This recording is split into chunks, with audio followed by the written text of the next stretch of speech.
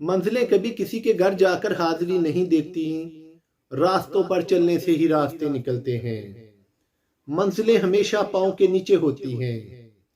बहुत से नौजवान आज अपना कीमती वक्त जाया कर रहे हैं। घरों में बैठे हैं, बाजारों में चले जाते हैं, कभी कहीं, इसी तरह अपना सारा सारा दिन वो बसर कर देते हैं। यकीन जानो, मुख्तसर जिंदगी है और ये बहुत कीमती जिंदगी है। हमें इसकी कदर होनी चाहिए। हमें एहसास होना चाहिए कि हमें पैदा किस लिए किया गया, हमारा मकसद क्या था। हमें दीनी तरीके से और दुनियावी तरीके से जिंदगी को जीना होगा, ना कि जिंदगी को गुजारना होगा। बहुत से नौजवान आज कुछ भी नहीं कर रहे। वालिदैन परेशान हैं।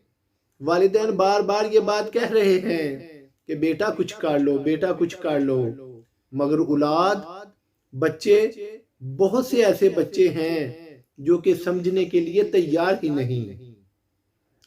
यकीन जानो, ये मुख्तसर जिंदगी है, किसी वक्त भी खत्म हो सकती है। न कर इतने गुनाह तौबा की आस पे है इंसान, मौत बेएतबार सी है, न जाने कब आ जाए। तो फिर क्यों ना आज ये हमारे बच्चे, इनको चाहिए, वालिदैन की बात माननी चाहिए कि अपना जिंदगी का निजाम चलाने के लिए ये कोई ना कोई काम शुरू करें।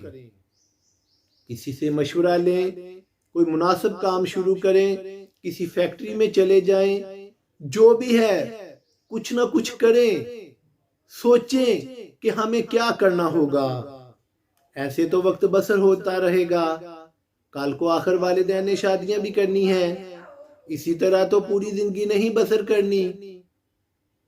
लेकिन ये बच्चे समझने के लिए तैयार ही नहीं।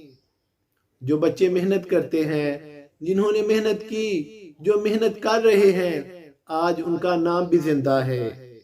एलन मस्क, जो कि इस दुनिया का अमीर तरीन आदमी है, या दूसरे नंबर पर है, कहीं आप उसकी तारीख पढ़ कर देखें, उसका बचपन जो है उसके मुतल्लिक जान कर देखें, आपको पता चले।